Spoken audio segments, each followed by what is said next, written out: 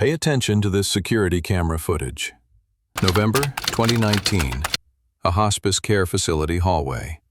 The camera captures a corridor. A nurse in scrubs exits a patient room. Behind her, an elderly woman using a walker follows. They move into the hallway. The elderly woman stops. The nurse turns around. They embrace. The elderly woman is crying. Her shoulders shake. The nurse holds her.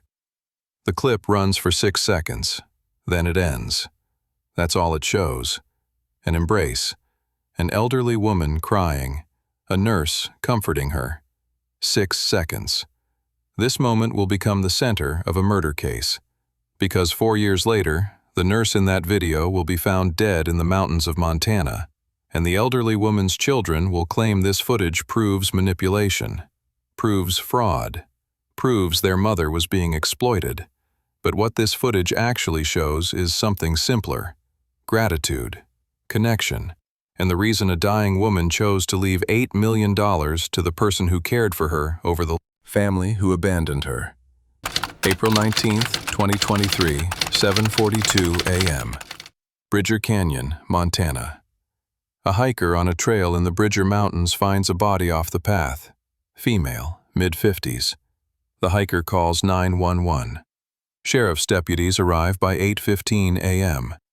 They identify the victim as Audrey Fiske, 53 years old, a hospice nurse who lived in Bozeman. Single gunshot wound to the back of the head, execution style. The body has been there for less than 24 hours.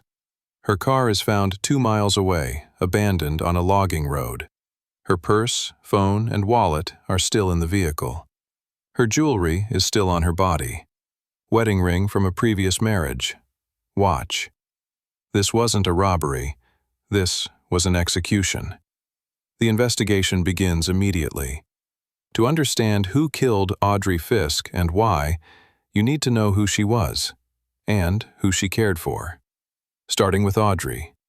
Audrey Fiske, 53 years old in 2023, born and raised in rural Montana. Grew up on a ranch outside Billings, wanted to be a nurse from a young age. Put herself through nursing school working 2 jobs. Graduated in 1995. Spent her 20s working in hospital settings, ICU, emergency, high-stress environments. By her mid-30s, she was burned out. In 2005, she transitioned to hospice care. It was a better fit. Slower pace, more meaningful interactions with patients.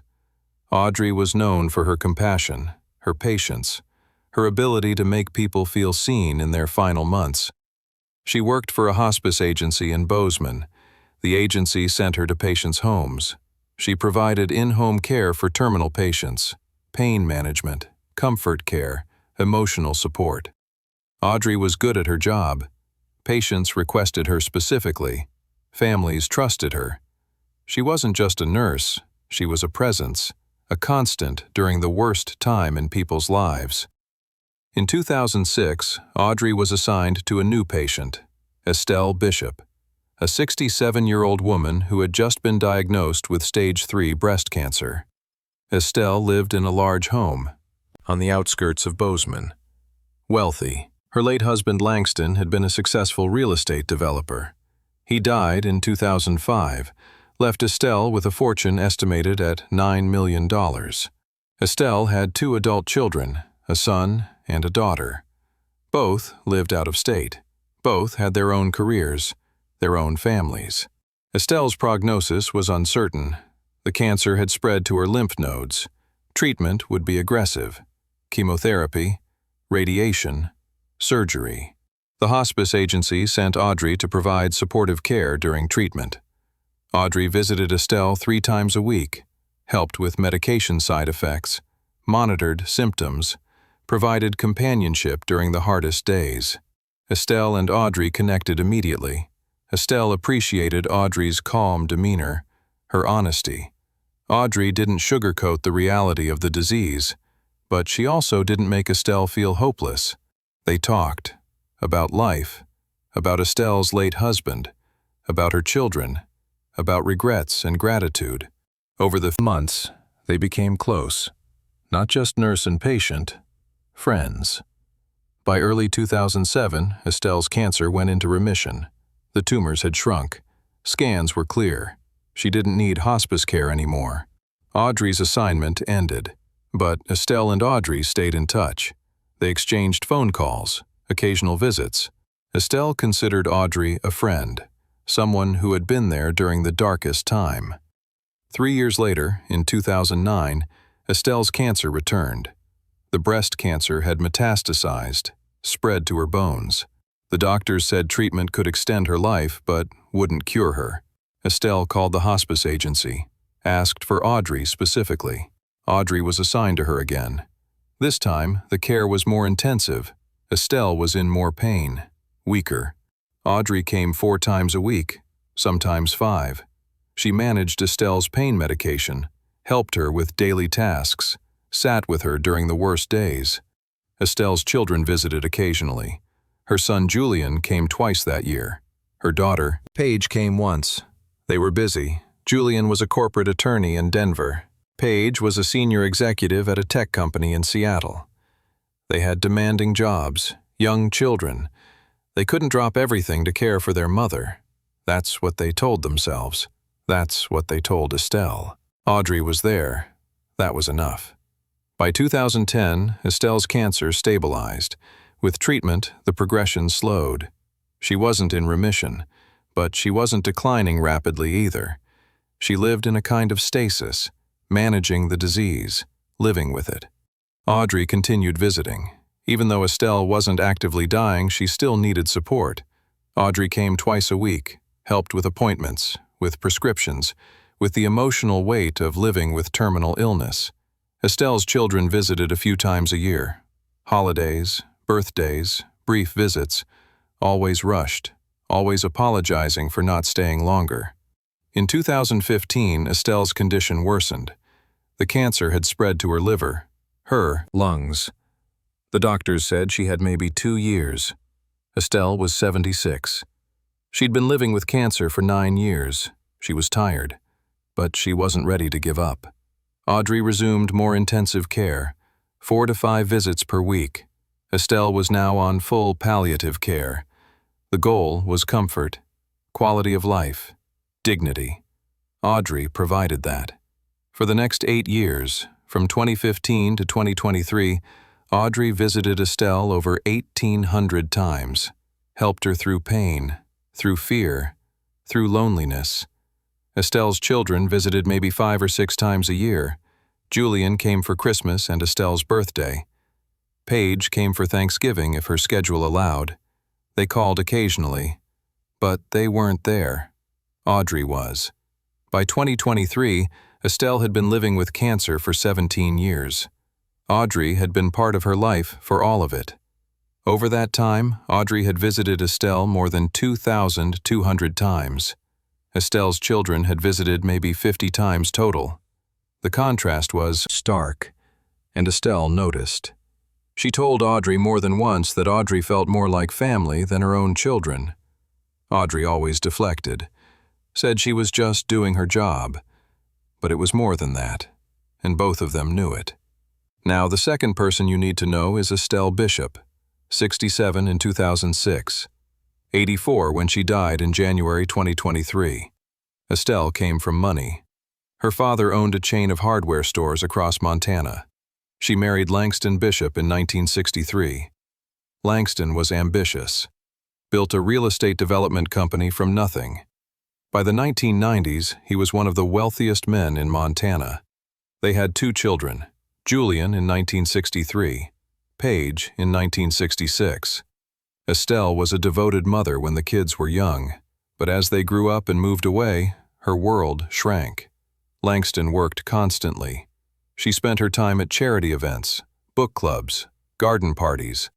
When Langston died in 2005, Estelle was devastated. They'd been married 42 years. She inherited everything, $9 million. The house, investment properties. But she was alone. Her children had their own lives. She understood, but it hurt. When the cancer came, it made the loneliness worse. She needed help. She needed someone. And that someone was Audrey. Estelle wasn't naive. She knew Audrey was paid to be there, but over the years, she saw that Audrey cared beyond the paycheck. Audrey came even when her shift was over, brought flowers on Estelle's birthday, remembered details about Estelle's life, asked about her late husband, her grandchildren. Audrey listened, and that meant everything. By 2020, Estelle had been living with cancer for 14 years. She'd outlived every prognosis, but she knew her time was limited. She started thinking about her legacy, about who had truly been there, and she made a decision. The third and fourth people you need to know are Julian Banks and Paige Sterling, Estelle's children. Julian was 60 years old in 2023, a partner at a corporate law firm in Denver, specialized in mergers and acquisitions, made over $500,000 a year, married, 3 kids, lived in a mansion in Cherry Hills. Julian visited his mother 2 or 3 times a year, Christmas, her birthday, maybe one other time if he was in Montana for work. He called her every few weeks.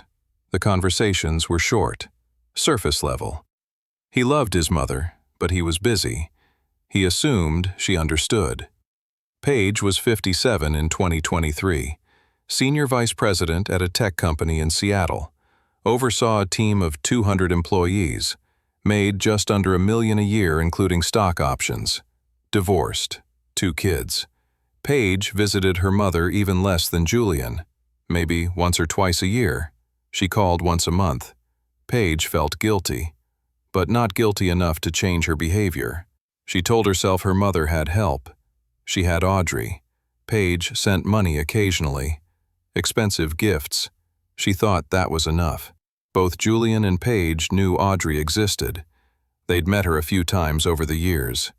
They were grateful someone was taking care of their mother. It freed them from the responsibility. They never thought much about it. Never thought about what it meant that a stranger was spending more time with their mother than they were.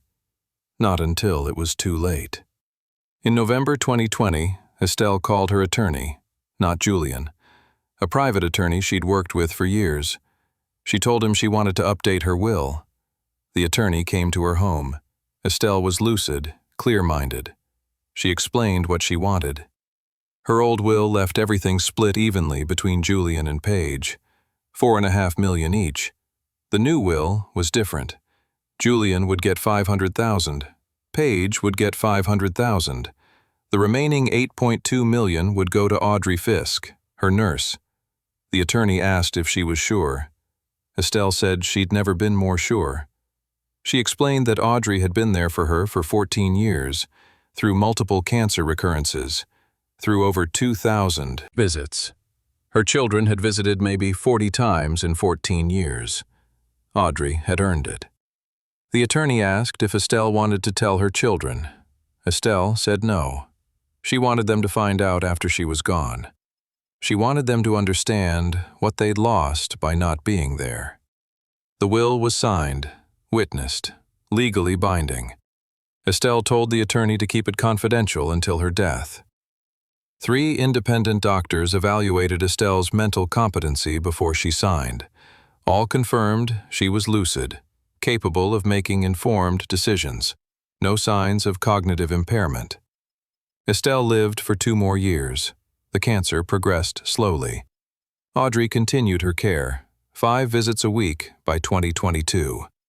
Estelle was bedridden most of the time, in pain, but Audrey kept her comfortable. In January 2023, Estelle's condition deteriorated rapidly.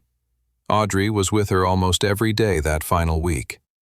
On January 14th, Estelle died peacefully in her sleep.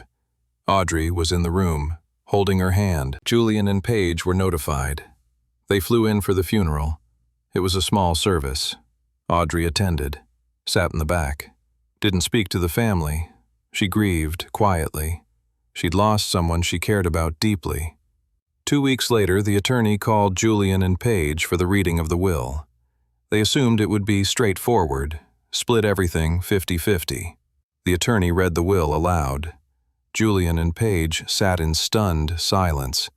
$500,000 each, $8.2 million to Audrey Fiske. They couldn't believe it. Julian was the first to speak.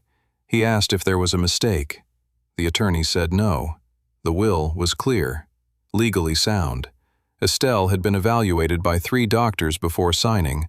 All confirmed she was mentally competent. Page asked who Audrey Fiske was. The attorney reminded them. Their mother's nurse. Page's face went red. She said this was insane. Their mother had been manipulated. Julian agreed, said they'd contest the will. The attorney warned them. Contesting would be expensive, difficult. Estelle had taken every precaution to ensure the will was bulletproof, but Julian and Page didn't care. This wasn't about the money, they said. It was about protecting their mother's legacy, about stopping someone who had taken advantage of a vulnerable woman. The estate entered probate, standard process. Even uncontested, probate in Montana takes 60 to 90 days before assets can be distributed. Julian and Page filed a formal challenge. This extended the timeline, froze the assets. No one could receive anything until the court ruled on the validity of the will. Julian and Page hired a private investigator, told him to find anything he could on Audrey Fiske, anything that would prove manipulation, fraud, undue influence. The investigator dug. He found nothing incriminating. Audrey had no criminal record, no history of financial impropriety. She was a hospice nurse who had cared for Estelle for 17 years. The investigator accessed the hospice facility's archived security footage. He found the clip from November 2019, the hallway embrace, the crying. He showed it to Julian and Page. They watched it, and they saw what they wanted to see. Julian said it was proof. Look at how their mother is crying. She's vulnerable, emotional. Audrey is manipulating her, building dependence. Page agreed, said this was grooming. Audrey had been grooming their mother for years, isolating her from her real family. The investigator cautioned them, said the footage could be interpreted differently. But Julian and Page didn't want to hear it.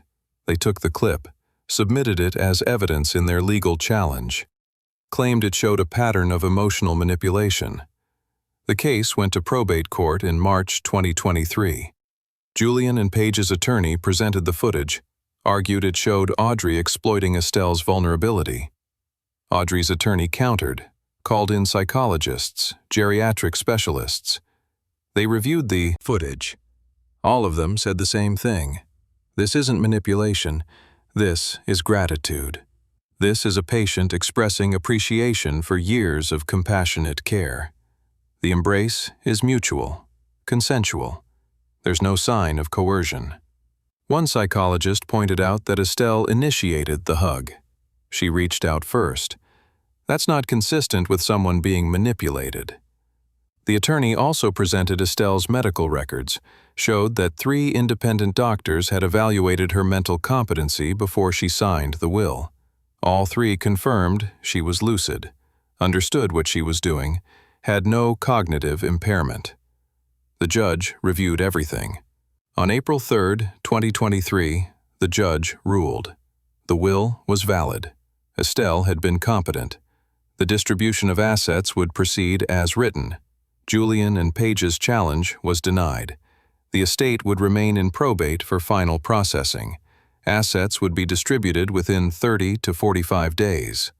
By mid-May, Audrey would receive the $8.2 million. The footage was shown on local news. The story went viral regionally. Headlines read, "Children contest mother's will after she leaves fortune to nurse." Public opinion was split. Some sympathized with Julian and Page, said it was suspicious. Others pointed out the math.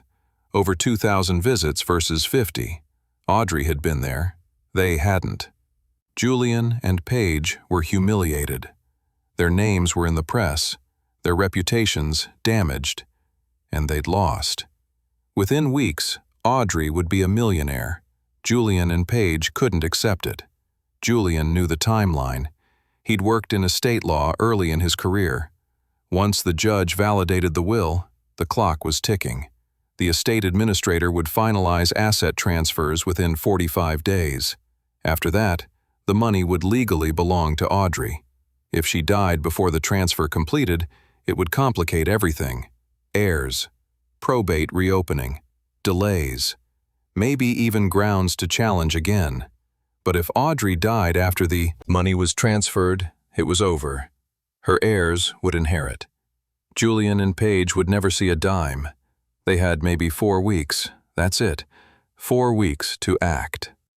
In early April 2023, Julian and Paige met privately. No lawyers, no spouses, just the two of them. They discussed options. Legal avenues were exhausted. But there was another way. If Audrey died before the estate transferred the funds, everything would freeze again. Uncertainty, chaos. Maybe they could argue the will was invalid due to suspicious circumstances surrounding Audrey's death. Maybe they'd get another chance. It was desperate, it was insane, but they were out of options. Julian knew people. Through his law firm, he'd interacted with clients who operated in gray areas. He made a call. Within a week, he'd arranged a meeting with someone who could make problems disappear. The price was $50,000, cash. Julian and Paige split it. They provided Audrey's address, her schedule, her routines. The job was set for mid-April, before the money transferred. April 18, 2023, evening. Audrey finishes her shift at the hospice facility, drives home to her small house on the edge of Bozeman. She's tired, emotionally drained. She's been grieving Estelle, processing the trial, the accusations, the media coverage. She pulls into her driveway around 8 p.m., gets out of her car. A man is waiting in the shadows. He's wearing dark clothing, gloves, mask. He approaches quickly, says nothing. Audrey turns, sees him, starts to speak. The man raises a gun, fires once. Back of the head. Audrey drops instantly. The man checks for a pulse. She's dead. He drags her body to a vehicle parked nearby, drives into the mountains, takes her to Bridger Canyon, a remote area where hikers rarely go this time of year. He leaves the body off a trail. No attempt to hide it extensively. No attempt to stage a scene. It's an execution. Clean. Simple. He drives back. Abandons Audrey's car on a logging road. Leaves her. Purse and phone inside. Makes it look like she pulled over for some reason. Then he disappears. He's gone by midnight. The next morning, a hiker finds the body. The investigation moves quickly. Detectives notice immediately. This isn't random. Execution-style killing. Body dumped in remote location. But no robbery, no sexual assault. This is professional. They start with people who had motive. Audrey's family is interviewed. She had a younger sister in Billings. They were close but had no conflicts. Audrey's ex-husband lives in Oregon, hasn't seen her in years. No motive. Then, detectives learn about the will, about Julian and Paige, about the trial, about the timing. The court ruled on April 3rd. Audrey was killed on April 18th. 2 weeks later, right before the estate would finalize the transfer. Detectives pull financial records. Julian withdrew $25,000 in cash on April 5th, 2 days after losing in court. Paige withdrew $25,000 on April 6th. Both claim the withdrawals were for business expenses. Neither can provide documentation. Detectives pull phone records. Julian's phone shows a call to a burner number on April 7th. The call lasted 2 minutes.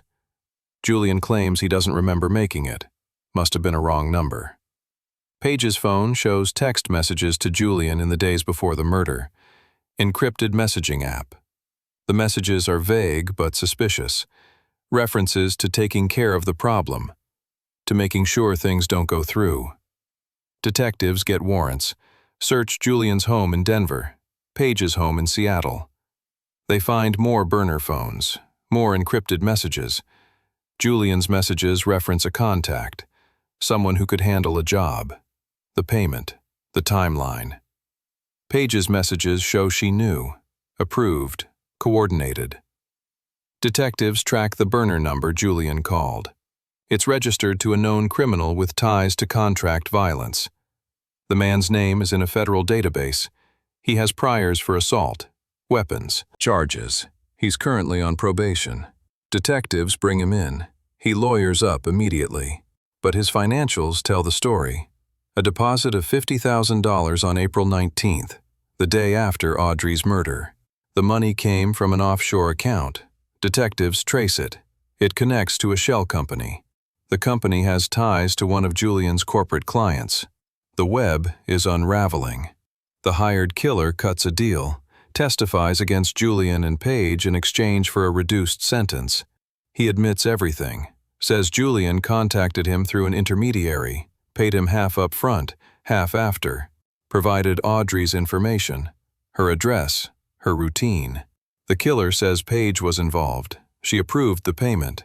Both of them wanted Audrey dead before the money transferred. Julian and Paige are arrested on April 25th. The arrests are coordinated, public, deliberate. Detectives want the perp walk, want the optics. Julian is arrested at his law firm in Denver, mid-morning. He's in a meeting with senior partners and clients. 3 FBI agents walk in, flash badges, tell him he's under arrest for conspiracy to commit murder and first-degree murder. Julian stands, tries to maintain composure. They cuff him in front of everyone, his colleagues, his clients, the people he's worked with for 20 years. They walk him out through the lobby. News cameras are waiting outside. The footage airs that evening. Prominent attorney arrested for murder for hire. His face is everywhere. Paige is arrested at her office in Seattle. She's in a boardroom, giving a quarterly presentation to the executive team. Seattle PD walks in with FBI agents, interrupts the meeting, reads her rights in front of the entire board, cuffs her in front of 15 executives. She's escorted out. Security footage from the building is leaked online within hours, goes viral. The humiliation is complete. Both of their careers are over. Julian is disbarred within days. Paige is terminated immediately. Their reputations destroyed. And the case hasn't even gone to trial yet. The trial begins in September 2023. The prosecution's case is overwhelming. The evidence includes financial records showing the cash withdrawals, phone records linking Julian to the hired killer, text messages discussing the plan, the killer's testimony describing the job in detail, and the security footage from November 2019. The same footage Julian and Paige used to try to prove manipulation. The prosecution shows it again, but this time they use it to prove motive.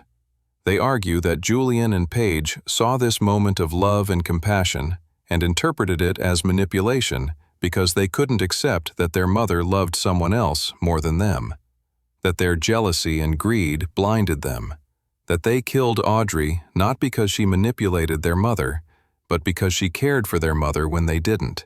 The footage that Julian and Paige thought would save them becomes the evidence that condemns them. The defense tries to argue desperation, that Julian and Paige believed Audrey had manipulated their mother, that their actions, while wrong, were driven by genuine belief they were protecting their mother's legacy. But the jury doesn't buy it. The evidence of premeditation is too clear. The encrypted messages, the cash payments, the coordination with a hired killer, the timing. Everything points to calculated murder for financial gain. After 3 days of deliberation, the jury returns. Guilty on all counts. Julian is convicted of first-degree murder and conspiracy to commit murder.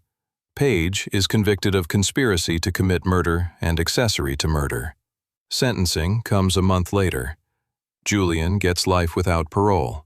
Paige gets 40 years. Earliest possibility of parole in 2063. She'll be 97 years old.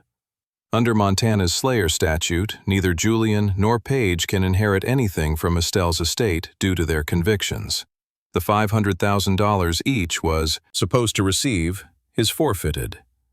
The entire estate, all $9 million after legal fees, would have gone to Audrey. But Audrey is dead. The estate administrator determines that since Audrey died before the funds were transferred, Her inheritance passes to her designated beneficiaries. Audrey had named her younger sister as her sole beneficiary years earlier. The sister, a school teacher in Billings, inherits the $8.2 million. She's shocked, overwhelmed. She uses $2 million to establish a fund in Audrey's name, the Audrey Fiske Compassionate Care Scholarship. It provides full tuition for nursing students who want to work in hospice and palliative care. The rest she invests, lives modestly, honors her sister's memory by supporting the kind of work Audrey dedicated her life to. Julian and Paige lose everything: their careers, their reputations, their freedom, the money they killed for. The irony is absolute. They visited their mother 50 times in 17 years. Audrey visited over 2,200 times. Their mother recognized that, rewarded it, and when Julian and Paige couldn't accept it, they committed murder and got nothing, worse than nothing. They lost their lives, their families, everything. Audrey Fiske was 53 years old. She spent 17 years caring for a woman who wasn't her family, who didn't owe her anything beyond a paycheck. But Audrey gave more than what was required. She gave her time, her compassion, her presence, and a dying woman recognized that, chose to honor it.